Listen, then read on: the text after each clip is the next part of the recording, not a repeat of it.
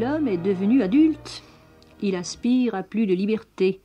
Il réclame la libération de tous les carcans, de tous les tabous, et en premier lieu des tabous moraux.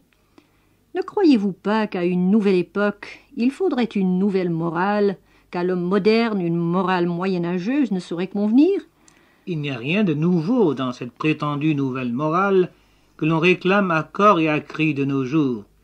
Les gens, je ne dis pas les jeunes, mais les gens de tout âge, en préconisant la nouvelle morale, ne réclament rien d'autre que le droit de donner libre cours à leurs désirs et à leurs passions.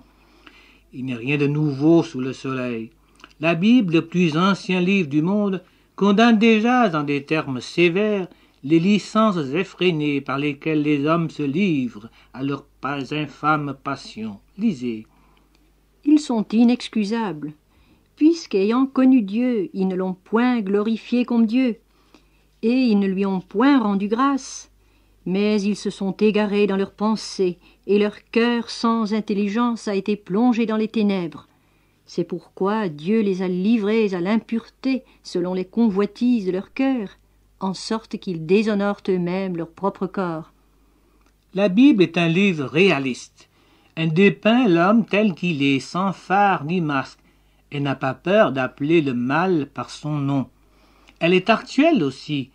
On croirait que les passages que vous venez de lire dépeignent l'époque où nous vivons, l'époque de l'érotisme commercial, des foires de la sexualité, des graffitis provoquants, du nudisme au théâtre.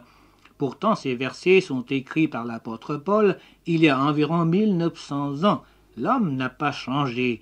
Si l'on abolit toute contrainte, comme le prônent les partisans de la nouvelle morale, quel déchaînement bestial des instincts ne verrions-nous pas?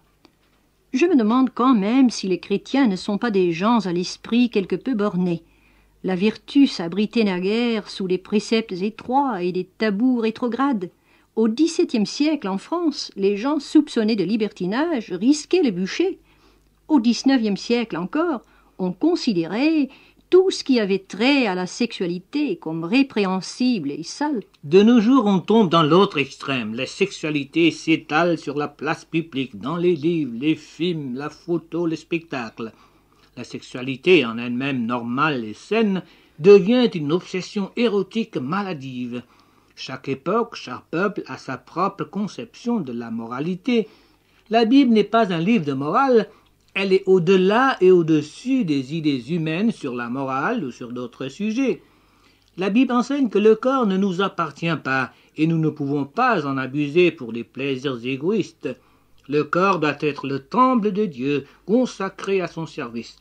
L'acte sexuel dans le cadre du mariage est un acte sacré et noble, car il est un acte d'amour et de procréation. Dieu n'avait rien dit d'autre lorsqu'il exhorta Adam et Ève « Soyez féconds, multipliez, remplissez la terre et l'assujettissez ». L'homme a été entièrement créé par Dieu, âme, esprit et aussi corps, ne l'oubliez pas. L'instinct sexuel est donné par Dieu. La Bible n'éprouve pas de fausse pudeur lorsqu'elle en parle. Lisez.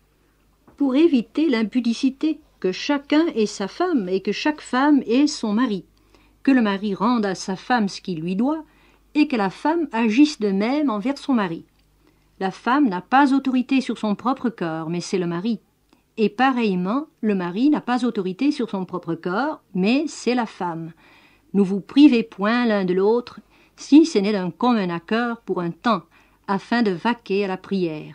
Puis retournez ensemble, de peur que Satan ne vous tente par votre incontinence. C'est la Bible qui l'écrit. C'est bien mal connaître le christianisme que de le concevoir comme une triste religion qui tue toute joie de vivre et de considérer les chrétiens comme des gens refoulés à la mine longue, n'osant pas rire. Au contraire, réjouissez-vous est un commandement de Dieu, et un chrétien triste est un Christ chrétien. Jésus enseigna que loin de rendre malheureuse la vie des hommes, il est venu pour leur donner la vie abondante. Il n'était pas lui-même un ascète, il acceptait des invitations à dîner et savait apprécier un bon repas. Il assistait joyeusement au festin de noces. J'avais toujours pensé que Jésus était un moraliste de la vieille école, n'ouvrant la bouche que pour critiquer, juger et condamner les faiblesses humaines. Il est vrai que la Bible parle de Jésus comme le juge suprême, mais c'est pour la fin des temps, lorsqu'il reviendra pour juger les vivants et les morts. Lors de sa première venue, il y aura bientôt 2000 ans, il s'est présenté comme le Sauveur. La Bible dit « Dieu, en effet, n'a pas envoyé son Fils dans le monde pour qu'il juge le monde, mais pour que le monde soit sauvé par lui. » Quant à prétendre que Jésus était un moraliste borné, sans cœur et sans imagination, j'aimerais vous faire lire l'histoire de la femme adultère. Dès le matin, Jésus alla de nouveau dans le temple, et tout le peuple vint à lui. S'étant assis, il les enseignait. Alors les scribes et les pharisiens amenèrent une femme surprise en adultère. Et la plaçant au milieu du peuple, ils dirent à Jésus, « Maître, cette femme a été surprise en flagrant délit d'adultère. Moïse, dans la loi, nous a ordonné de lapider de telles femmes. Toi donc, que dis-tu » Il disait cela pour l'éprouver, afin de pouvoir l'accuser. Ah, ces chefs religieux du temple haïssaient Jésus. Ils s'opposaient à sa religion spirituelle et à son enseignement contraire à leur tradition. Et ils cherchaient par tous les moyens à le faire tomber dans un piège. Ces femmes adultères fournirent une excellente occasion. La loi juive punit de mort l'adultère. Or, cette femme a été prise en flagrant délit. Alors ces scribes et pharisiens hypocrites demandèrent à Jésus « Moïse, dans la loi, nous a ordonné de lapider de telles femmes. Toi donc, que dis-tu » Si Jésus confirmait la sentence de la loi, il accuserait d'inconséquence avec lui-même, avec sa prétention d'être le Messie. Le Messie devait venir pour sauver et non pour condamner. Par contre, si Jésus acquittait la femme, les chefs religieux le dénonceraient comme un ennemi de la loi de Moïse et un ami des pécheurs, des prostituées, des gens de mauvaise vie. Quel dilemme! Continuons le récit. Mais Jésus, s'étant baissé, écrivait avec le doigt sur la terre. Comme il continuait à l'interroger, il se releva et leur dit « Que celui de vous qui est sans péché jette le premier la pierre contre elle. » Quelle parole! La Bible dit que la parole de Dieu est vivante et efficace, plus tranchante qu'une épée quelconque à 2 tranchants, pénétrante jusqu'à partager âme et esprit, jointir ses moelles. Elle juge les sentiments et les pensées du cœur. Dans sa réponse, Jésus ne fit aucun commentaire sur la loi, ni ne donna aucune excuse à la femme adultère. Il n'encouragea pas non plus les chefs religieux à poursuivre leurs accusations. Les pharisiens étaient très zélés, très forts pour dénoncer le péché, mais ils n'étaient pas meilleurs que les autres. Nous sommes souvent comme eux. Nous ne nous examinons pas nous-mêmes avant d'accuser les autres, ou bien pour employer le langage pittoresque mais combien éloquent de Jésus. Nous voyons un brin de paille dans l'œil de l'autre, mais pas une énorme poutre dans notre œil. Que celui de vous qui est sans péché jette le premier la pierre contre la femme adultère. Par cette parole, Jésus renversa les rôles. D'accusateurs, les chefs religieux devinrent les accusés. Continuez.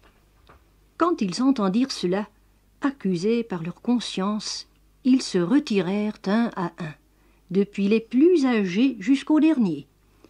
Et Jésus resta seul avec la femme qui était là au milieu. « Femme, où sont ceux qui t'accusaient? Personne ne t'a-t-il condamné ?» Elle répondit, « Non, Seigneur. » Et Jésus lui dit, « Je ne te condamne pas non plus. Va et ne pêche plus. » Jésus-Christ était sans péché. Lui seul avait le droit de jeter la première pierre. Il ne l'avait pas fait. L'adultère est un grave péché.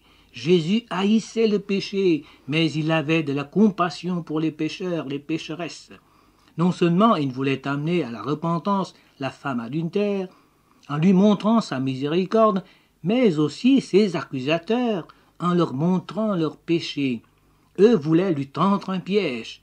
Lui cherchait à les convaincre et à les convertir. Chers auditeurs, nous ne sommes pas meilleurs que la femme adultère. Nous ne sommes pas meilleurs que les scribes et les pharisiens. La Bible dit que tous les hommes sont pécheurs devant Dieu, et le péché conduit à la mort, c'est-à-dire à la séparation éternelle d'avec Dieu. Mais Jésus-Christ est venu pour sauver ceux qui étaient perdus, pour les délivrer de tous les tabous et leur donner la vraie vie. Les hommes peuvent nous accuser, notre conscience aussi. Satan nous accuse, car la Bible l'appelle l'accusateur des frères. Dieu nous accuse, car nous avons tous transgressé sa loi. Mais à la croix, Jésus-Christ a répondu à toutes les accusations et y a mis fin complètement et définitivement par sa mort. Si vous mettez votre confiance en lui, personne ne pourra vous condamner, la Bible déclare. Qui accusera les élus de Dieu? C'est Dieu qui justifie. Qui les condamnera? Christ est mort, bien plus, il est ressuscité, il est à la droite de Dieu, il intercède pour nous. Qui nous séparera de l'amour de Christ? Sera-ce la tribulation, ou l'angoisse, ou la persécution, ou la faim, ou la nudité, ou le péril, ou l'épée? Dans toutes ces choses, nous sommes plus que vainqueurs par celui qui nous a aimés. Vous êtes pécheurs, mais Jésus-Christ vous aime, il veut vous sauver. Il ne condamne pas celui qui, quoique ayant péché, s'en est repenti et vient à lui. Si vous venez à lui maintenant, il vous dira, comme il a dit à la femme adultère, « Je ne te condamne pas, va et ne pêche plus. »